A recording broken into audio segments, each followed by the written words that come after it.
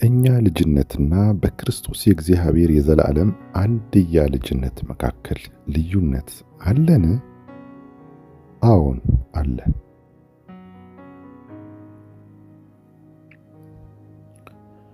ምክንያቱም እኛ ወልዶች ሳንሆን ነገር ግን ከማይጠፋ ዘር ከእግዚአብሔር የተወለደን የእግዚአብሔር ልጆች ነን። መጽሐፍ ቅዱስ ሲናገር በአንደኛ ጴጥሮስ ምዕራፍ 1 ቁጥር 23 ላይ እንደዚህ ይላል፣ ዳግመኛ የተወለዳችሁት ከሚጠፋ ዘር አይደለም፣ በሕያውና ለዘላለም በሚኖር በእግዚአብሔር ቃል ከማይጠፋ ዘር ነው እንጂ።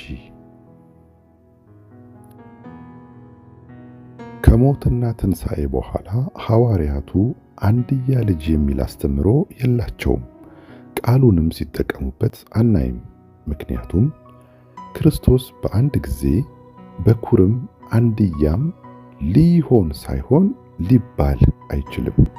ልብ በሉ፣ ክርስቶስ በአንድ ጊዜ በኩርም አንድያም ሊሆን ሳይሆን ሊባል አይችልም።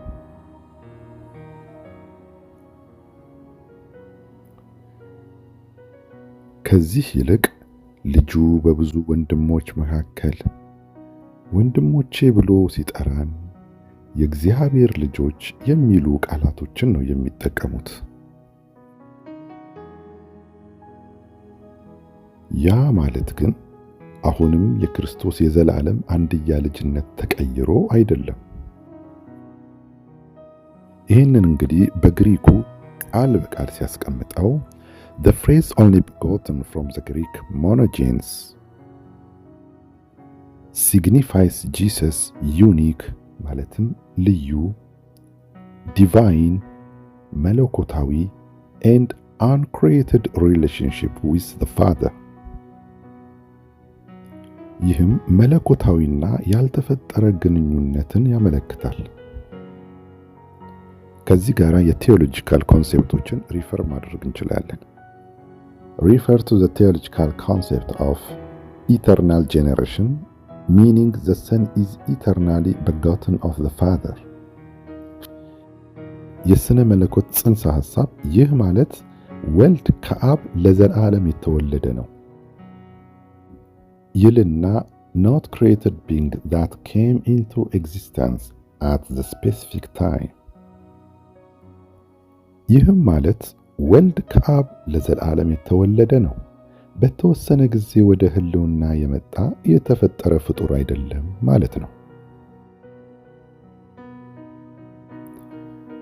ማጠቃለያ፣ ኢየሱስ ክርስቶስ አሁንም የእግዚአብሔር የዘላለም አንድያ ልጅ አይደለም ማለት ሳይሆን ከሞትና ትንሣኤ በኋላ ግን እንደዚህ ተብሎ ሲጠራ አናይም። ምክንያቱም መጽሐፍ ቅዱስ ላይ ከሞትና ትንሣኤ በኋላ በተለይ ከዮሐንስ ወንጌል ምዕራፍ 3 ቁጥር 16 ማለትም እግዚአብሔር አንድያ ልጁን እስከሚሰጥ ድረስ ዓለሙን እንዲሁ ወዷልና ከተባለ በኋላ የትም ቦታ አንድያ ልጅ የሚል አጠራር አናገኝም። ያ አንድያ ልጅ በአብ ፍቅር ምክንያት ለዓለም ሁሉ ተሰጥቶ በሞቱና ትንሣኤው እኔና እናንተ ተወልደናል። ኢየሱስ ሲናገር በዮሐንስ ወንጌል ምዕራፍ 12 ቁጥር 24 ላይ እውነት እውነት እላችኋለሁ የስንዴ ቅንጣት በምድር ወድቃ ካልሞተች ብቻዋን ትቀራለች፣ ብትሞት ግን ብዙ ፍሬ ታፈራለች። ጥያቄው አንድ ስንዴ ተዘርታ ሌላ ካፈራች በስንዴዎቹ መካከል ያለው ለውጥ ምንድን ነው? ምንም።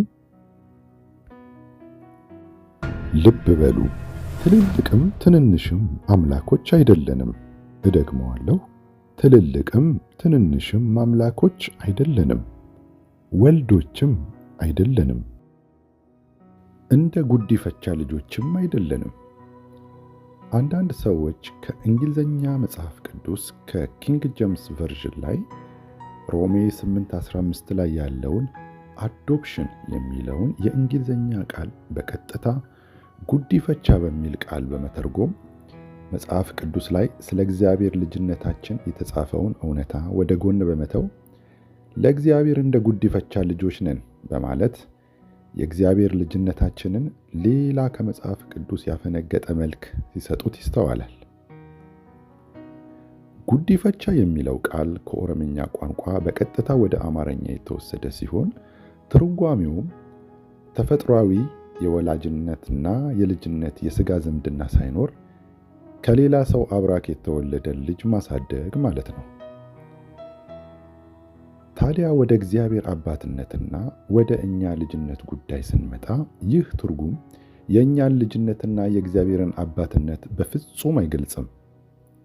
መጽሐፍ ቅዱሳችን በአንደኛ ጴጥሮስ ምዕራፍ 1 ቁጥር 23 ላይ ስለ ልጅነታችን ሲናገር ዳግመኛ የተወለዳችሁት ከሚጠፋ ዘር አይደለም፣ በሕያውና ለዘላለም በሚኖር በእግዚአብሔር ቃል ከማይጠፋ ዘር ነው እንጂ ይላል።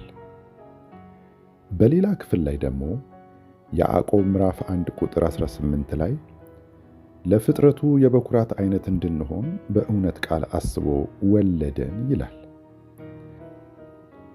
ከእነዚህ የመጽሐፍ ቅዱስ ክፍሎች እንኳን የምንረዳው እግዚአብሔር እኛን የሌላ ልጆች ሳለን ወስዶን እንደ ጉዲፈቻ እያሳደገን ሳይሆን ከራሱ ከማይጠፋው ዘር በእውነት ቃል አስቦ ነው የወለደን።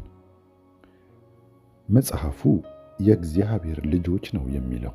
በቃ የእግዚአብሔር ልጆች ነን። ጸጋ ይብዛላችሁ። ብርሃን ጸጋዬ